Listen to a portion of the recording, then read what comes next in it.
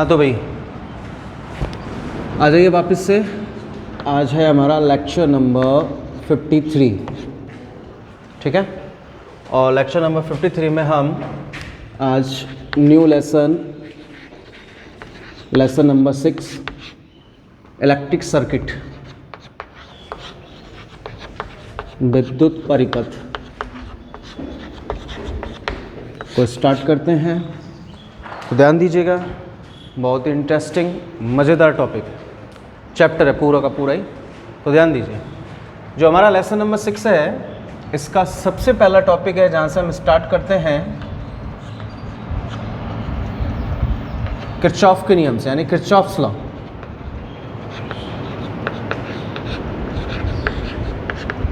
Kirchhoff के नियम, ध्यान दीजिए। किरचॉफ नामक एक वैज्ञानिक हुए और मिस्टर किरचॉफ ने धारा और वोल्टता दोनों के मान को कैलकुलेट करने के लिए अपने दो नियम प्रतिपादित किए, जिन्हें क्रमशः संधि नियम, जिसे हम धारा का नियम भी कहते हैं, ठीक है। दूसरा वोल्टता का नियम, या जिसे हम लूप के नियम के नाम से भी जानते हैं। यानी कि कहने का मतलब यह है कि किरचॉफ नामक जो वैज्ञानिक हुए, उन्होंने धारा व वोल्टता के मान को कैलकुलेट करने के लिए अपने दो नियम प्रतिपादित किए, ठीक है। और जिसमें से जो पहला नियम है, तो किरचॉफ का प्रथम नियम होता है संधि नियम, जंक्शन लॉ। इसे हम धारा नियम भी कहते हैं। अरे बात समझ में? इसे क्या कहते हैं हम? धारा नियम भी कहते हैं। नंबर 2, तो संधि नियम और धारा नियम के अकॉर्डिंग हम करंट की वैल्यू कैलकुलेट करते हैं। और दूसरा जो उन्होंने नियम दिया था, उसे हम कहते हैं वोल्टता का नियम,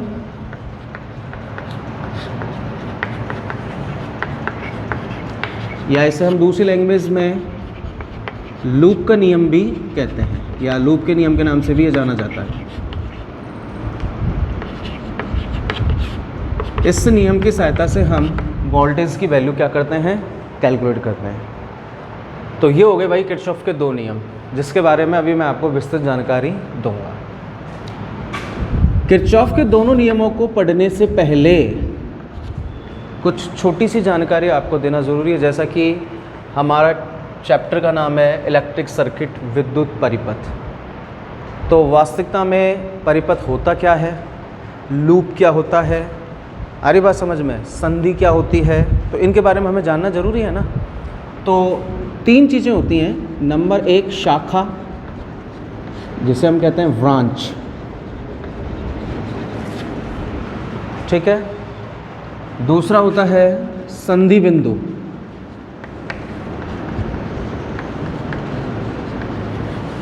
जिसे हम कहते हैं जंक्शन पॉइंट। एंड थर्ड परिपथ या लूप,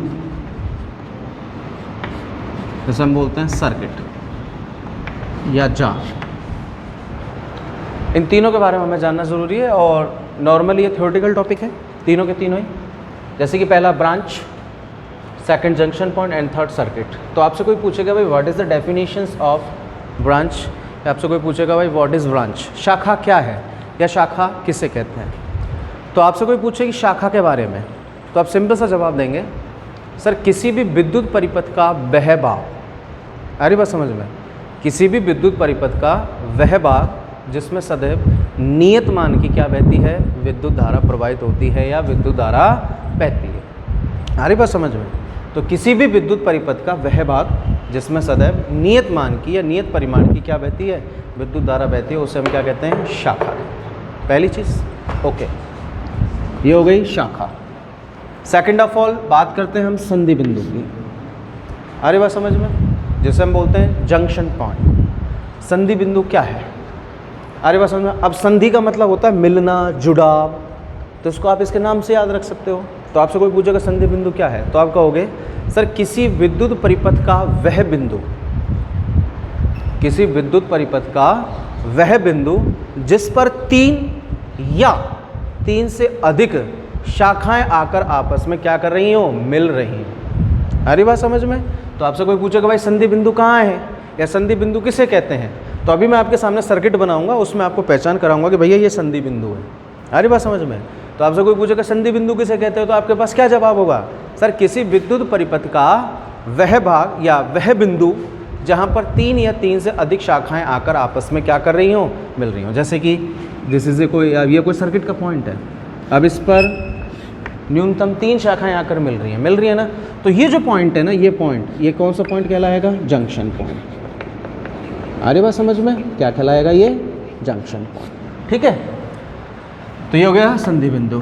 थर्ड, परिपथ। ठीक है, तो परिपथ क्या है, परिपथ एक इस प्रकार का जाल है या एक इस प्रकार का नेटवर्क होता है जिसमें भिन्न भिन्न चालक, भिन्न भिन्न प्रतिरोध या अलग अलग प्रकार के अवयवों से। तो आपसे कोई पूछेगा what is the definition of circuit, परिपथ किसे कहते हैं, तो आप कहोगे कि सर एक ऐसी आकृति जो भिन्न भिन्न प्रकार के चालकों, भिन्न भिन्न प्रकार के प्रतिरोधों या अन्य अवयवों से मिलकर बनी हुई हो, है।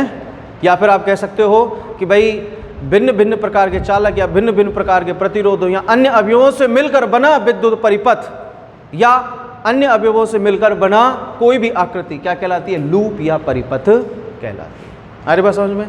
तो भैया हम पढ़ रहे थे किरचॉफ्स के नियम, उन किरचॉफ्स के नियम को पढ़ने से पहले हमें ये 3 चीज़ों के बारे में जानना ज़रूरी था। ये 3 चीज़ें जो कि नॉर्मल चीज़ें जो आपके दिमाग में हमेशा रहनी चाहिए, शाखा, संधि बिंदु और परिपथ। शाखा किसी विद्युत परिपथ का वह भाग जिसमें सदैव नियत मान की धारा बहती है। संधि बिंदु किसी विद्युत परिपथ का वह बिंदु जिस पर 3 या 3 से अधिक शाखाएं आकर मिल रही हो। विद्युत परिपथ या लूप, तो आपसे कोई पूछेगा लूप क्या है, तो भिन्न भिन्न प्रकार के चालकों, प्रतिरोधों या अन्य अवयवों से मिलकर बना विद्युत परिपथ क्या कहलाता है, लूप कहलाता है। ठीक है, आफ्टर ऑल अब हम बात करते हैं किरचॉफ्स के नियम की। तो भाई किरचॉफ ने धारा और वोल्टता की कैलकुलेशन के लिए अपने 2 नियम दिए, पहला संधि नियम या धारा नियम और दूसरा था वोल्टता का नियम। तो हम बारी बारी से दोनों नियमों के बारे में पढ़ेंगे। तो ध्यान दीजिए, संधि नियम क्या कहता है।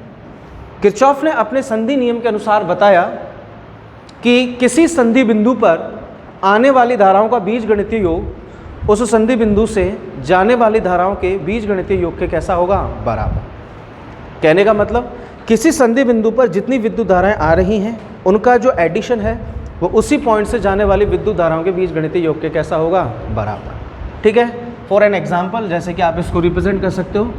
अब मैं कह रहा हूँ this is equals to junction point, ये संधि बिंदु है। अब इस पर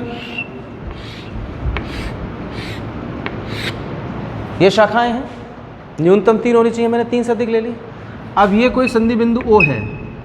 अब इस पर यहाँ पर तो ये करंट आ रहा है, तो आने वाला करंट हो गया I1, I2 और I3। ठीक है, और यहाँ से ये करंट बाहर निकल रहा है, तो ये जाने वाली धाराएं हो गई ना। तो ये हो जाएगा I4, I5 और I6। क्लियर। तो सबसे पहले हम हमारा लॉ पढ़ते हैं। लॉ क्या कह रहा है, किरचॉफ्स लॉ, जो कि धारा नियम है कि किसी संधि बिंदु पर आने वाली धाराओं का बीजगणितीय योग उस संधि बिंदु से जाने वाली धाराओं के बीजगणितीय योग के कैसा होगा, बराबर। दैट मीन्स सिग्मा, यानी कि बीजगणितीय योग है समेशन I in, अर्थात आने वाली धाराओं का बीजगणितीय योग बराबर होगा जाने वाली धाराओं के बीजगणितीय योग, यानी आई आउट का समीशन। आने वाली धाराओं का योग बराबर जाने वाली धाराओं के योग। अब यहाँ पर आने वाली धाराएं कौन कौन सी हो गई बेटा, तो आप यहाँ पे शो कर सकते हो कि सिग्मा आई इन इसका टर्म हो जाएगा I1 plus I2 plus I3, ये आने वाली धाराएं हो गई। और जाने वाली धाराओं का योग क्या हो जाएगा,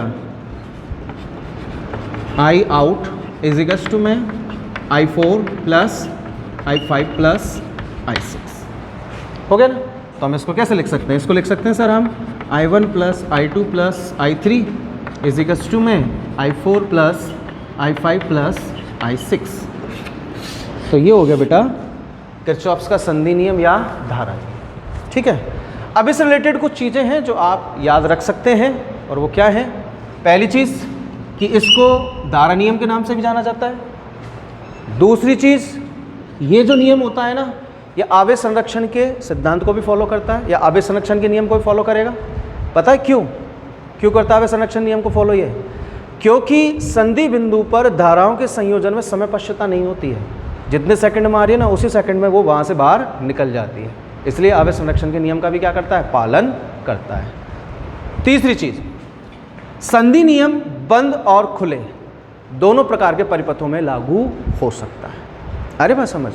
तो ये कुछ नोटिफिकेशन पॉइंट है जिनको लिखना ज़रूरी नहीं है, लेकिन माइंड में से होना बहुत ज़रूरी है। ये हो गया संधि नियम। Okay, second, KVL law, Kirchhoff's voltage law या किरचॉफ का वोल्टता का नियम। तो ध्यान दीजिएगा,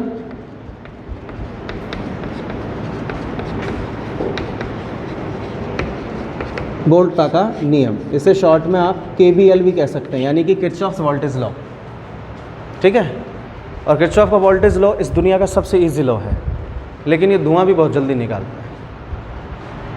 तो अगर आपको अपनी धुआं निकालने से बचानी है, सेव रखनी है अपनी धुआं को, धुआं का मतलब एनर्जी है, तो आपको उसको ढंग से पढ़ना ही पड़ेगा। अरे बात समझ। तो अपने अपने जितने भी होल्स हैं उन सभी में डाट लगाएं, और वो डाट ऑटोमेटिक तभी लगेंगे जब वोल्टता का नियम आपकी खोपड़ी में फिट बैठ जाएगा। तो वोल्टता के नियम के लिए किरचॉफ ने क्या कहा?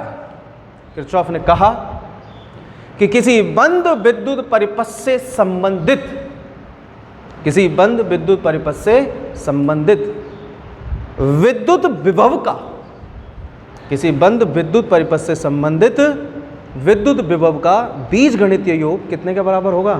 0 के बराबर। कितने के बराबर होगा? 0 के बराबर, अर्थात सिग्मा बी बराबर 0। गुरुजी ये लाइन जब हम पढ़े तो एक लाइन किसी लगे पर या हम भूल जाएं, इस एक लाइन का मतलब क्या है? जैसे कि किरचॉफ का वोल्टता का नियम क्या होता है?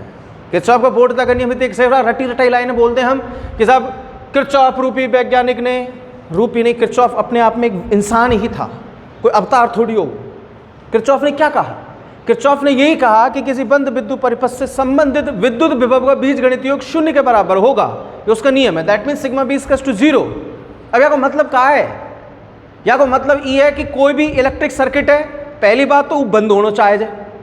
आ रही बात समझ में? खोला नहीं। अब बंद को मतलब ऐसा ना हम किवाड़ लगा दिया साहब बंद है वही, कहवे को मतलब है धारा बहती रहनी चाहिए। आ रही बात समझ में कि साहब बंद विद्युत परिपथ है, ये हमने साहब ढकोला में ढक दिया साहब, अभी कहीं ना जाएगा यहाँ में से बंद है साहब।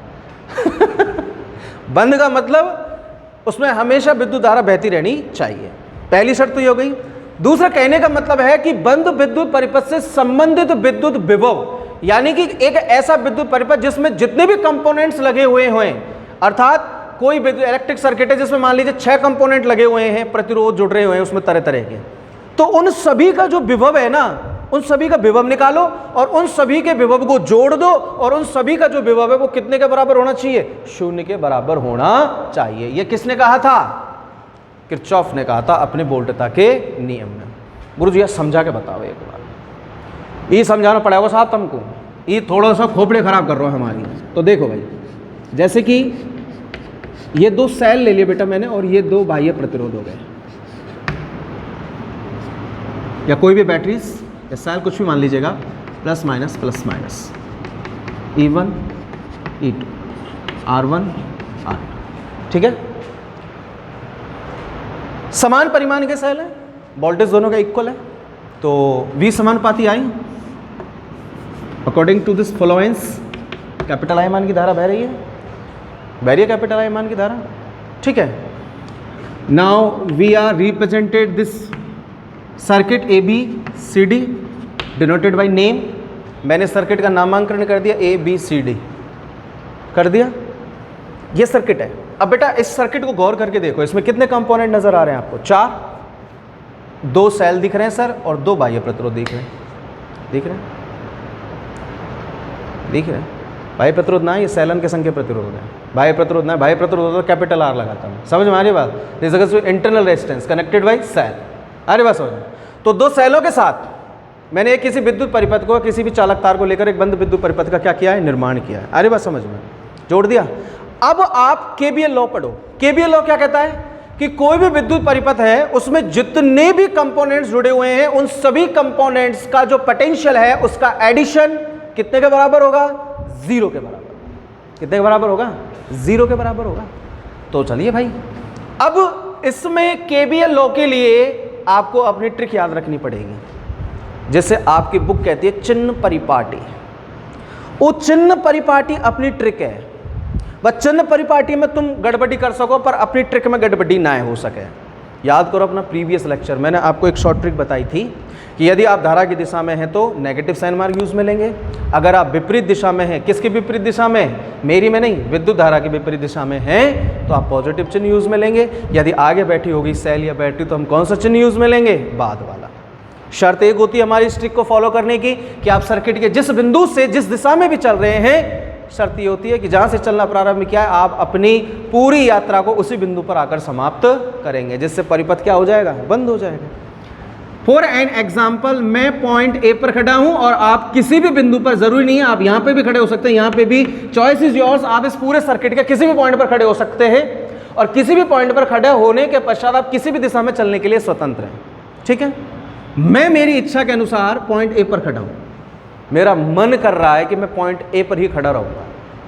अब पॉइंट ए से मेरे पास दो रास्ते हैं, एक ये है एक ये है, दो दिशाएं हैं मेरे पास। ठीक है, मेरी इच्छा है ये साहब मैं न्यू को चलूंगा, न्यू को इसकी बगल, बोले तो ईस्ट डायरेक्शन, पूर्व दिशा में चल रहा हूं। चलो साहब, धारा बह रही है न्यू, धारा की दिशा जरूर देख लीजिए, धारा बह रही है न्यू को, प्लस से माइनस क्यू। ठीक है, मैं चल रहा हूं। सबसे पहले मेरे को सेल मिला, ट्रिक कहती है यदि आगे बैठा हो सेल या बैटरी तो कौन सा चिन्ह यूज में लेंगे, बाद वाला। प्लस मिला, माइनस ले लिया, बाद वाला। आगे चले तो ये ले लिया प्लस, आगे कौन मिल रहा है, सेल, सेल का कौन सा वाला चिन्ह है आपके पास, प्लस वाला, कौन सा लेंगे, बाद वाला, तो माइनस E2। अब दोनों सेलन को विद्युत भाग बल जोड़ लियो ना मैंने, अब चिन्ह नेगेटिव आ रहा हो, या हमारे मैंने ब्रैकेट में बंद करें, क्योंकि बहुत से खुरापाती ऐसे हैं कि साहब चिन्ह नेगेटिव आ रहा हो, तुमने बीच में प्लस का क्यों लगा दिया है। अरे प्लस का चिन्ह इसलिए लगा रहा हूं क्योंकि मुझे जितने भी पोटेंशियल है सभी को जोड़ना है।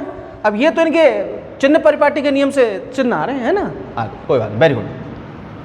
आगे चले चले चले चले चले चले चले चले चले R2 मिला है, मिल गया। R2 में कितने परिमाण की धारा बह रही है, I परिमाण की, तो यहाँ का जो पोटेंशियल बनेगा वो कितने बन जाएगा, IR2 बनेगा ना बनेगा। अब दिशाएं देखो, तुम आ रही हो यूं सो और धारा जा रही है न्यू को, तो तुम धारा के जस्ट विपरीत दिशा में होगा कि ना होगा, होगा तो कौन सा चिन्ह यूज में लेंगे, प्लस IR2। आगे कौन मिल रहा है, R1, तो इसका पोटेंशियल कितना हो जाएगा, IR1, बोलो हो रहा है कि नहीं हो रहा है, प्लस IR1 हो गया। यहाँ पर आ गए, यहाँ से कहाँ पहुँच गए, ए पर ही चले थे ना, ए पर ही चलकर ए पर ही रुक गए, परिपथ कंप्लीट। अकॉर्डिंग टू KVL लो बराबर में कितना हो जाएगा, 0। इसको मैं ऐसे लिख सकता हूँ, minus E1 minus E2 plus IR1 plus IR2 equals to 0। Okay, अब बताइए जितने भी कंपोनेंट्स हैं सभी का मैंने पोटेंशियल कैलकुलेट किया है और सभी का मान कितने के बराबर रख दिया, 0 के बराबर। दैट्स KVL लो। ये होता है वास्तविकता में किरचॉफ का वोल्टता का नियम। आ रही बात समझ में। तो बेटा ये हो गए दो नियम मेरे पास, पहला हो गया संधि नियम, ठीक है, या जिसे हम धारा नियम कहते हैं, और दूसरा हो गया वोल्टता का नियम। ठीक है ना, कोई दिक्कत, ओके। यहाँ से आगे ध्यान दीजिए, बैलेंस कंडीशन के लिए एक चीज़ और सुन लो, हालांकि मैं आगे जब इसको फॉलो करूँगा स्ट्रिक को तो मैं आपको बता दूंगा। बैलेंस कंडीशन के लिए अरे बात समझ में, कैसे सेल का विद्युत भागला को पॉजिटिव रखना है तो आप यहाँ से माइनस को भी कॉमन ले सकते हैं। माइनस को कॉमन लेंगे तो आपके पास वैल्यू बन जाएगी E1 plus E2 minus IR1 minus IR2। बाहर माइनस बैठा है उसको बराबर को उधर ले जाइए, पूरा पद खत्म हो जाएगा और वैल्यू निकल कर आ जाएगी E1 plus E2 minus IR1 minus के IR2 बराबर 0। अब ये हो गई आपके पास बैलेंस इक्वेशन। ठीक है बेटा, ओके, आगे ध्यान दें।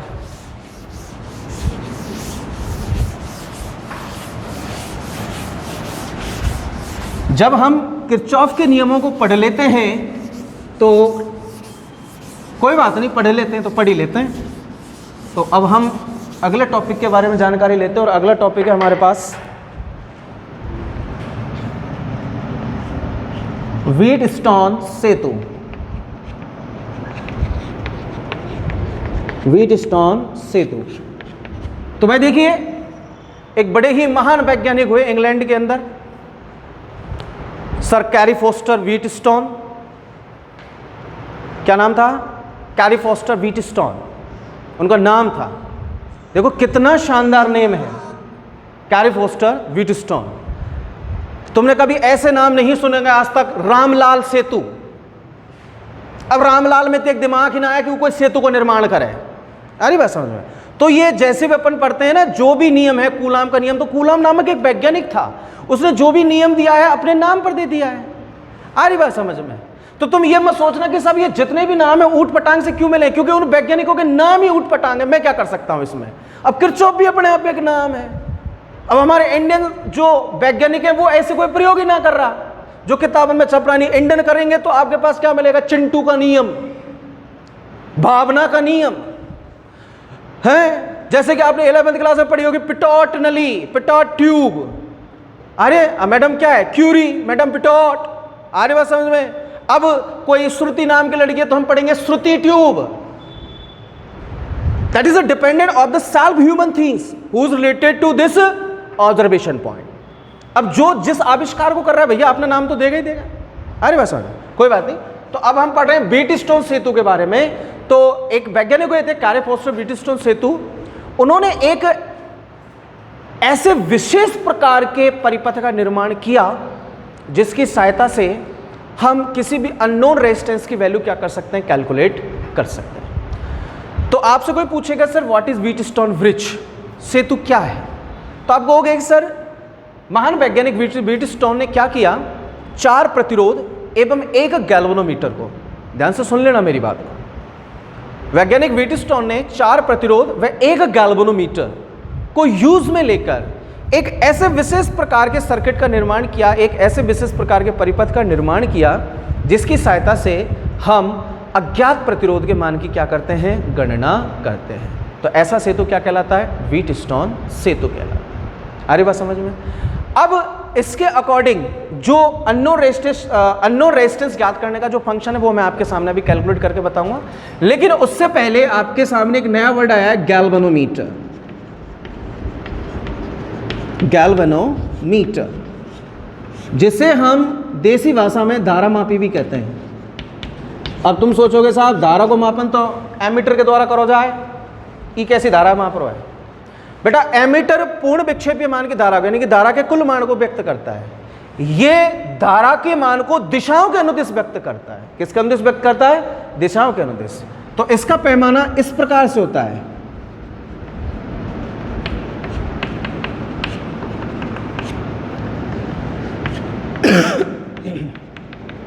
और यहां पर होता है इसकी विक्षेपक, जासु अपन बोलते हैं विक्षेपक सुई। आ रही बात समझ में। This is the internal structure of galvanometer. तो गैल्वेनोमीटर एक ऐसा यंत्र होगा जो कि दिशाओं के अनुदिश धारा का क्या कराता है, मापन कराता है, जिसको हम क्या कहते हैं, धारा माप। क्लियर। तो भैया अब हम पढ़ते हैं गैल्वेनोमीटर की कंस्ट्रक्शन, उसकी संरचना के बारे में। तो एक बार थोड़ा सा मुंहजबानी सुन लीजिएगा, फिर मैं आपको विद डायग्राम बनाकर बताऊंगा।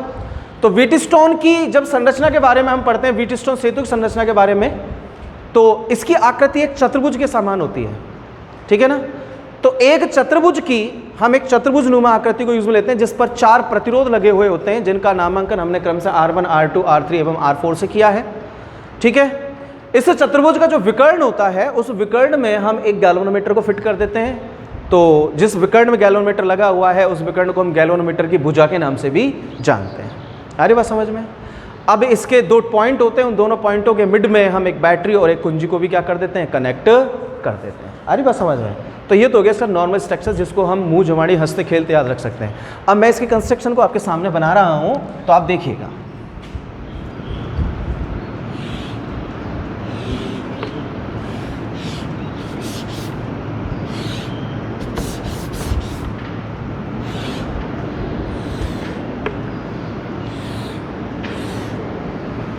तो देखो बेटा ये एक चतुर्भुज को मैंने यूज में लिया है।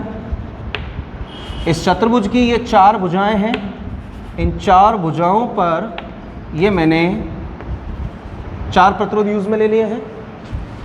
इसका मैंने नामांकन कुछ इस प्रकार से किया है चतुर्भुज का, A, B, C and D। ढंग से देखिएगा एक बार। Donated point R1, R2, R3 and R4, ठीक है। एक चतुर्भुज जिसकी 4 भुजाओं पर क्रम से भुजा AB पर R1, भुजा BC पर R2, भुजा AD पर R3 और CD या DC पर R4। ये इसका विकर्ण BD विकर्ण हो गया। इस विकर्ण BD में मैंने धारामापी या गैल्वेनोमीटर को कनेक्ट कर दिया है। कर दिया भाई, या गैल्वेनोमीटर जुड़ा हुआ है। ओके।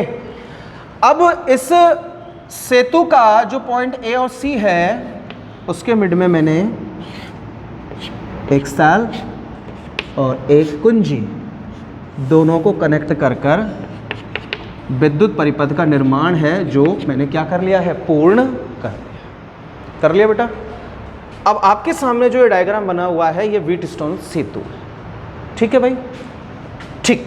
आफ्टर ऑल याद रखना कि इसका जो फंक्शन है वो किरचॉफ के बोल्टता नियम पर डिपेंड करेगा, यानी कि ये किस पर फॉलो, ये किस सिद्धांत पर कार्य करेगा, किरचॉफ के बोल्टता के नियम, ठीक है।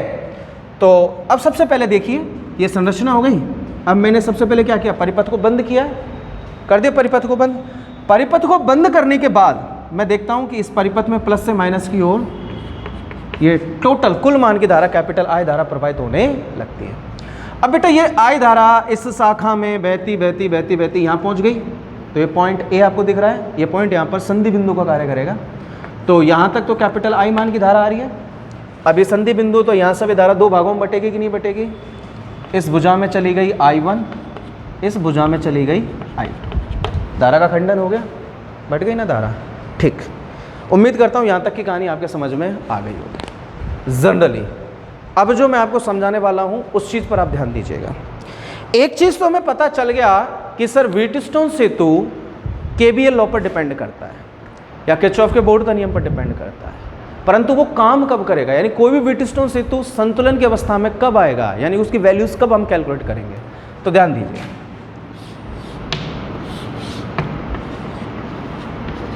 जैसे ये व्हीटस्टोन सेतु है, इसका नामांकन आपने कर दिया A, B, C and D, और ये गैल्वेनोमीटर कनेक्टेड है, ठीक है बेटा, ओके। अब ये पॉइंट B और ये पॉइंट D, इन दोनों पॉइंटों पर फोकस कीजिए।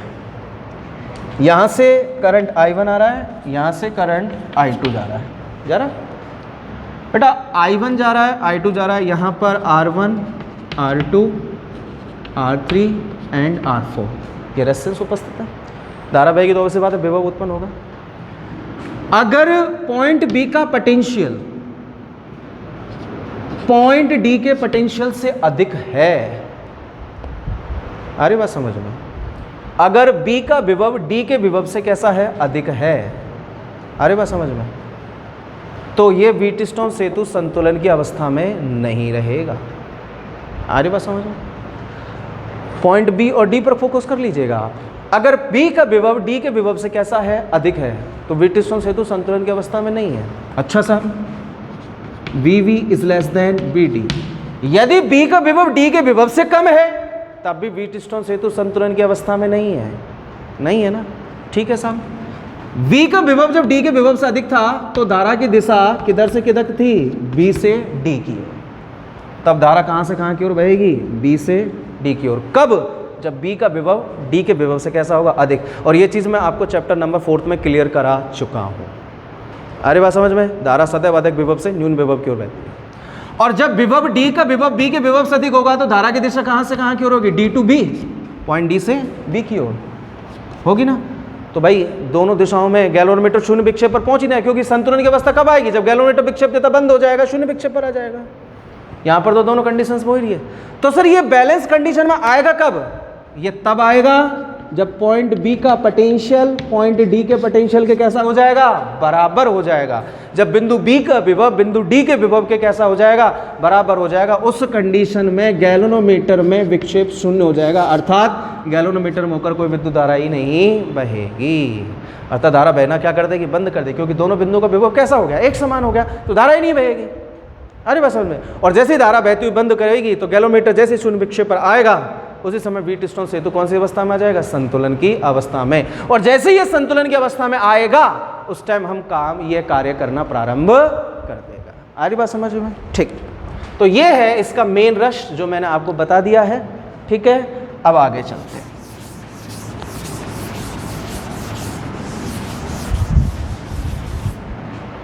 सबसे पहले अब जैसे ही हम व्हीटस्टोन सेतु, जैसे कि हमने पढ़ा है कि व्हीटस्टोन सेतु की सहायता से हम अज्ञात प्रतिरोध के मान की गणना करते हैं, क्लियर।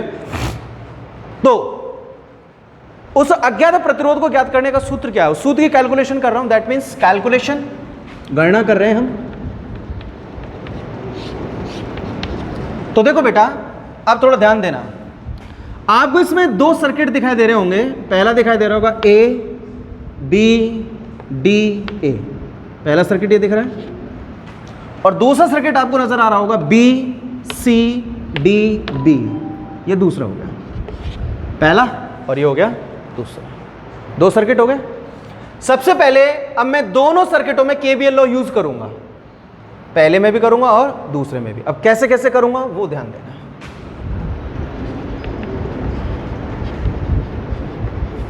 बंद loop A B D A में केवीएल से किरचॉफ के वोल्टता नियम से, आ रही बात समझ में? तो बेटा ए बी डी ए में केवीएल से, देखो भाई केवीएल लॉ लगा रहा हूं मैं अब बंद loop A B D A में, ठीक है भाई। तो देखिए बेटा, वही जो मैंने अभी आपको शॉर्ट ट्रिक बताई थी, उसी शॉर्ट ट्रिक को आपको यूज में लेना है। फॉर एग्जाम्पल मैं पॉइंट ए पर खड़ा हूं, बेटा धारा की दिशा देख लीजिएगा, धारा ऐसे बह रही है ऐसे, ठीक है ना। अब देखो मैं पॉइंट ए पर खड़ा हूं और मैं इस डायरेक्शन में चल रहा हूं, बाकी आप किसी भी डायरेक्शन में चलने के लिए स्वतंत्र हैं। पॉइंट ए से खड़ा हूं, अभी भी मैं धारा की दिशा में हूं। अगर मैं धारा की दिशा में हूं तो नेगेटिव साइन मार्क यूज में लूंगा। तो बेटा प्रतिरोध R1 है ना, पहले इसमें से होकर कितनी धारा गुजर रही है, I1। हमें विभव चाहिएगा तो ओम के नियम से B बराबर IR, तो विभव तो हो गया I1 R1। अब मैंने माइनस का चिन्ह क्यों लगाया है, क्योंकि सर जिस दिशा में विद्युत धारा जा रही है उसी दिशा में मैं जा रहा हूँ कि नहीं जा रहा हूँ, सेम डायरेक्शन में, तो मैंने किसका चिन्ह ले लिया, माइनस का, ठीक है। अब मैं कहाँ पहुँच गया, पॉइंट बी पर। मेरा लूप कौन सा है, ए बी डी ए, तो मुझे बी से डी की ओर आना है, नीचे आना है। अब मैं नीचे आ रहा हूँ, नीचे आ रहा हूँ। तो बेटा मैंने अभी आपको थ्योरम पढ़ाया था कि ये बी डी विकर्ण है, जिसे हम गैल्वेनोमीटर की भुजा भी कहते हैं। तो इस विकर्ण में जो भी धारा बहेगी ना वो गैल्वेनोमीटर की धारा होगी, ठीक है ना। और ये जो गैल्वेनोमीटर जुड़ रहा है इसका जो प्रतिरोध होगा वो होगा RG। तो current of galvanometer IG and resistance of galvanometer RG। तो मैं यहाँ आ रहा हूँ, अब बी से नीचे की ओर आ रहा हूँ, तो अभी भी धारा की दिशा में ही हूँ क्या नहीं मैं। तो गैल्वेनोमीटर का जो पोटेंशियल होगा वो कितना बनेगा बेटा, IG RG। चिन्ह देखो क्या लगाओगे आप, धारा की दिशा में हो क्या नहीं, तो किसका चिन्ह आएगा, माइनस का, ठीक है। अब आप कहाँ पहुँच गए, पॉइंट डी पर पहुँच गए। आपको पॉइंट ए पर पहुंचना है, क्योंकि नियम क्या कहता है कि जिस बिंदु से चलना प्रारंभ किया आप अपनी यात्रा उसी पॉइंट पर खत्म करोगे। अब आप डी से गए ऊपर की ओर, ए की तरफ जा रहे हो। तो बेटा देखो एक I2 धारा नीचे की ओर आ रही है कि नहीं आ रही है, आप यहाँ से जा रहे हो कि नहीं जा रहे हो। तो धारा तो आ रही है नीचे और आप कौन सी दिशा में जा रहे हो, विपरीत दिशा में जा रहे हो। विपरीत दिशा में जा रहे हो तो हमारी ट्रिक क्या कहती है कि यदि आप धारा की विपरीत दिशा में, तो कौन सा चिन्ह यूज में लेंगे, प्लस। तो आंख बंद करके प्लस वाला चिन्ह यूज में ले लिया मैंने, ले लिया ना, प्लस वाला चिन्ह यूज में लो।